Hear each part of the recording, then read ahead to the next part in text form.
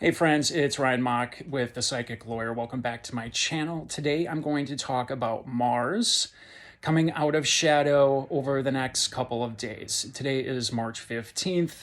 Mars comes out of shadow officially tomorrow, March 16th. The thing is, Mars retrogrades can be real tricky. Tempers flare, especially in the sign of Taurus. Now I'm talking sidereal Vedic astrology, not Western.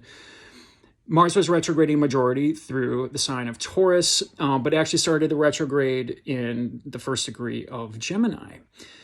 So Mars is now back to this point. The retrograde started on October 30th, 31st. So think back to Halloween and what was going on and the problems that were presented to you since Halloween and what you've been working on over the last 7 months. This has been a very long Mars retrograde. And now he's back at the first degree of Gemini in the nakshatra of Mrigashira, which has a lot to do with searching. It's a lot about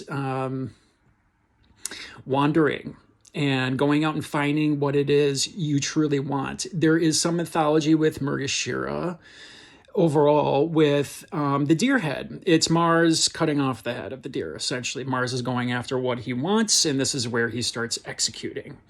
So there is this point where Mars is going to start taking action. Now, the thing is this.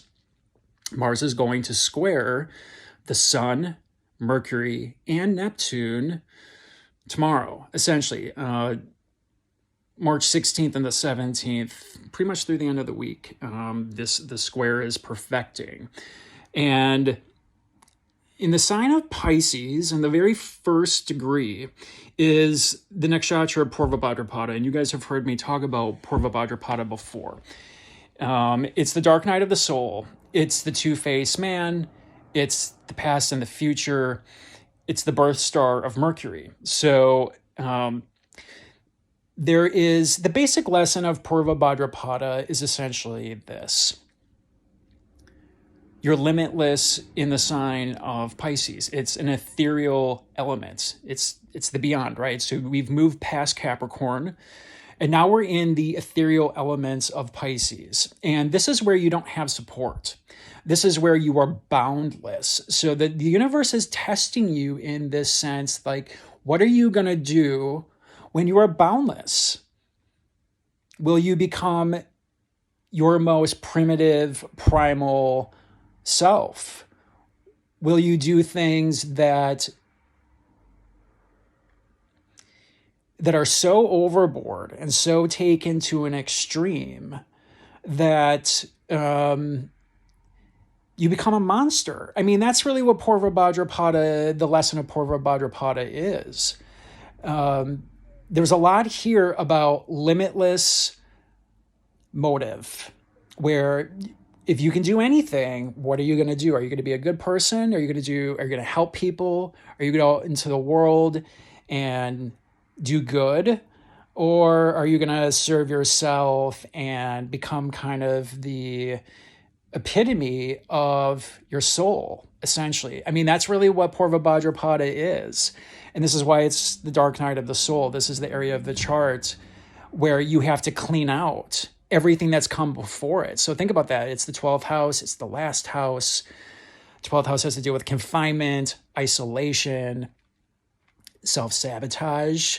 And that's where I'm getting to with this limitlessness. Are you going to sabotage yourself because you have no boundaries? People that got planets in Purva Bhadrapada will tell you that it's not an easy one. You get hammered pretty darn hard. So you have the Sun, Mercury, and Neptune all in Purva Bhadrapada, squaring Mars exactly. That could be any number of things. It could be fights. It could be brilliant ideas. It could be war and water, because Pisces is a water sign after all. Mars and Sun are fire. I mean, you can see how sparks would fly, right? So it could be in the airwaves, in the media, Neptune's media. It could be military, because Mars is military. He's the god of war. You could see something on the water. We could see something up in the air. We're seeing these weird Chinese balloons coming across. We had the oil tank spill, the railway in Ohio. If you're here in the United States, you follow the news. That's Mars Neptune. Neptune's gas, Neptune's liquid, deceit. It's nebulous. So when Mars, especially in the sign of Gemini, which is already communication, travel, channels of all type, right? Think about it in that term. It's channels by which we move things, our local environment. It's Mars and Mercury are not friends in Vedic astrology. And think about it this way. If you are using your words in a way that is deceitful, manipulative, trying to get a result out of someone all the time and kind of hiding the ball, it causes fights. If you're being aggressive, impatient, impulsive, that's going to cause fights too. So Mars and Mercury go hand in hand all the time. That's just, words cause fights. So Mars and Mercury don't see eye to eye usually. We see a lot of arguments come up here. Neptune, and then you add Neptune on top of this. And Neptune is haziness, confusion, magic, empathy and compassion, romance. But when you have the sun here and Buddha's combust, he's going Kazemi, you can't see him. That's Mercury. He's on the other side of the sun right now. So Buddha's going through a rebirth process because he's getting burnt up by the sun. We could see things with leaders because the sun is world leaders. So Neptune dissolves. So we could see more world leaders, exit stage left over the next, week or so.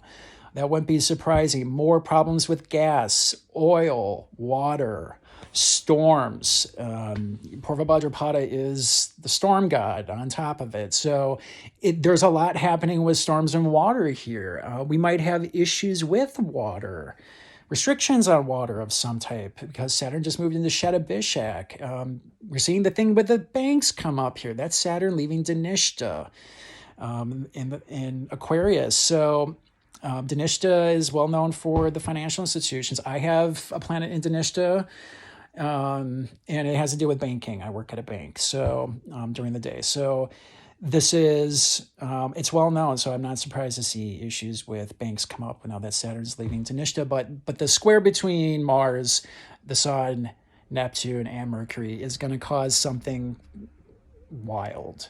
And then you got Venus in Aries in the nakshatra of Ashwini, which is ruled by Ketu, and it's making a square over to Pluto in Capricorn. Pluto, Venus tension, a lot of secrets coming up in love. Venus has a lot to do with union. So we could see relationship issues come up here. We could see relationship breaks. We could see relationship healing too. Remember, Pluto's also healing. But when it's a square, that's a point of tension. So it just has this next couple of days has a lot of relationship tension.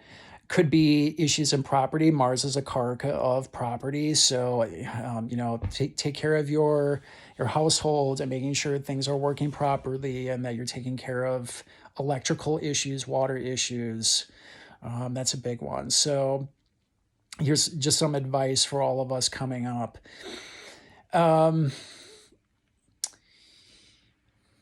Mrgashira, where Mars is sitting, has a lot to do about chasing desires. And with Venus squaring Pluto, we could see, this is where love affairs happen. This is where secrets come out, love triangles, power dynamics. Pluto's been going over my Sun and my Venus for the last few years. I'm finally almost done with it. I have 2 more passes after this. So I just went through my 3rd pass. I'll let you guys know. I dealt with third-party situations in my romantic life, power dynamics, a number of things that are related to Pluto. So, and that's a conjunction, but the square is, the square might be even worse, to be quite honest. Women in particular need to be careful. We see sexual violence sometimes with this particular combination. So stay away from crazy people. Stay away from crazy people. If you're getting bad vibes, get out of there. Because there's some weird things happening, and Venus in Aries is already debilitated. She doesn't really like being in Aries, and squaring Pluto is almost never a good thing. And money things come up here too. So unexpected bills, unexpected windfalls, take your pick. It's all here.